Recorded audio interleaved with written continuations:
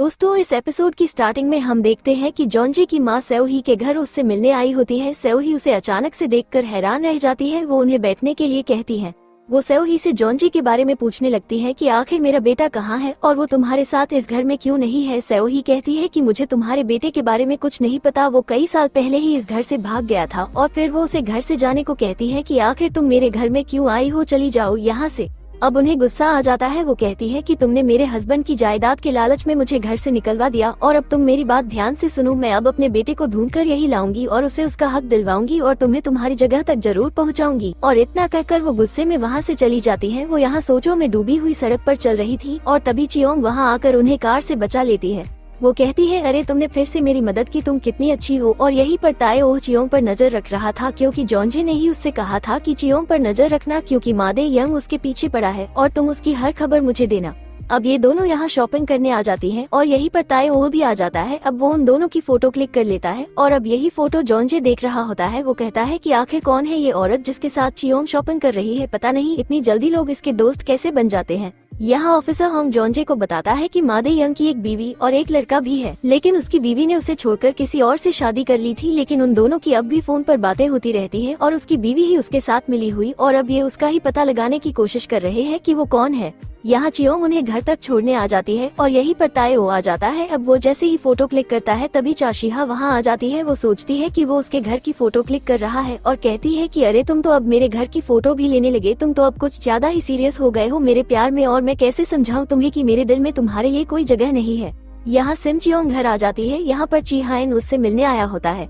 यहाँ डॉक्टर जॉन्जे को बताता है कि कल मादे यंग भी यही आया था और उसे भी अपना पिछला जन्म दिखाई दिया था और वो ये बता रहा था कि जलपरी को उसने नहीं मारा था, उसे मारने वाला कोई और ही था। और मैंने उससे उसके बारे में पूछा था कि वो कौन था, लेकिन उसने मुझे उसका नाम नहीं बताया।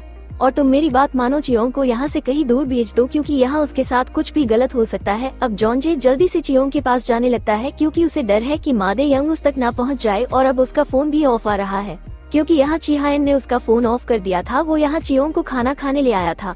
यहाँ मादे यंग ये सोचकर पागल हो रहा था कि जलपरी को उसने नहीं मारा था बल्कि वो कोई और ही था।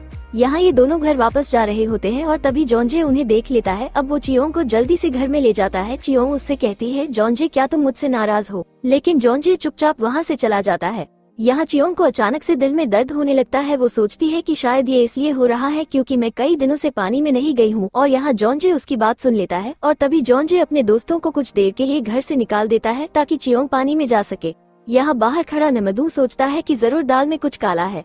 यहाँ चियोंग पूल में तैर रही होती है और तभी वहाँ नमदू आ जाता है। अब वो उसे देख लेता है। पहले तो वो यही समझता है कि चियोंग ने जलपरी की कोई कॉस्ट्यूम पहन रखी है, लेकिन बाद में जब वो फ्रैक्चर वाली और मोती वाली बात सोचता है तो उसे यकीन हो जाता है कि चियोंग सच में एक जलपरी है। चियोंग के पानी से निकलते ही पैर आ जाते हैं। ये देखकर नमदू अब पूरी तरह से हैरान रह जाता है। वो कहता है कि तुम तो सच में एक जलपरी हो, मुझे यकीन नहीं हो रहा। अब तो हमारा सच में मजा आ जाएगा, अब हम अमीर हो जाएंगे, हमारी तो लॉटरी लग गई। अब वो बहुत खुश होने लगता है, लेकिन तभी चियोंग उसका हाथ पकड़कर उसकी सारी याददाश्त मिटा देती है। अब नमदू सब कुछ भूल चुका था जो कुछ उसने देखा था। अब वो कहता है कि चियोंग तुम इतनी सर्दी में यहाँ स्विमिंग क्यों कर रही हो?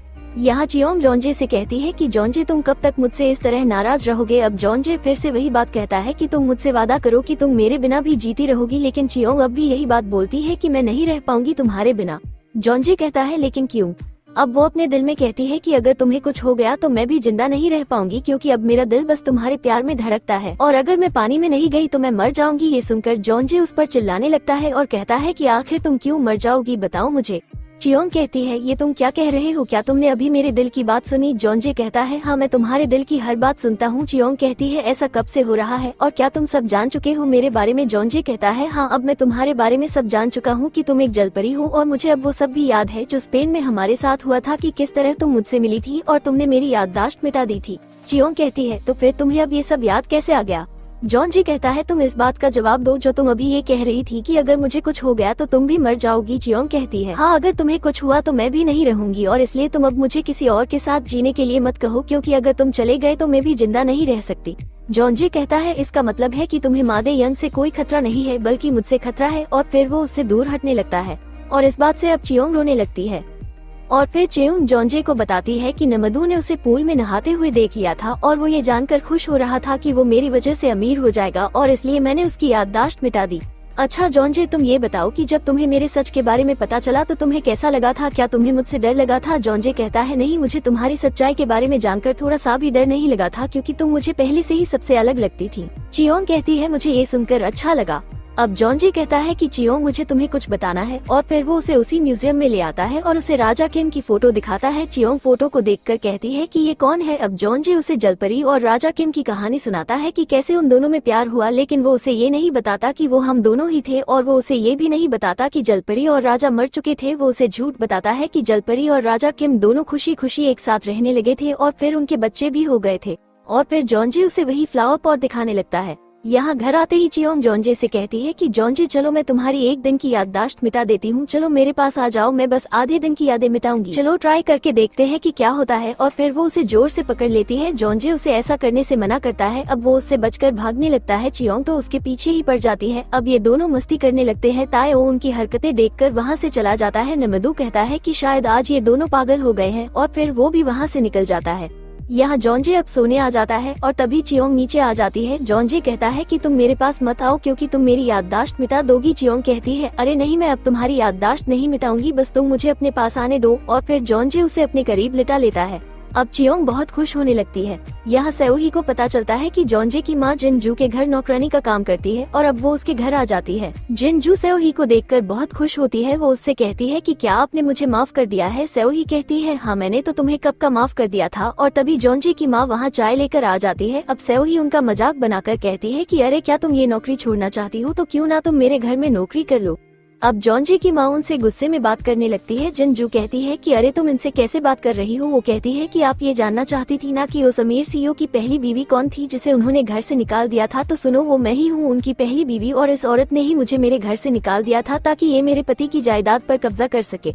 ये सुनकर जिनजू तो हैरान रह जाती है। अब वो जल्दी से खुश होकर अपने रूम में जाती है और अपने पति को सब बताने लगती है कि हमारी नौकरानी सीईओ की पहली बीवी है। यहाँ सेओही गुस्से में घर से बाहर आ जाती है। तो दोस्तों, यहीं पर ये एपिसोड खत्म होता है। तो जल्दी ही मिलते हैं नेक्स्ट एपिसोड में।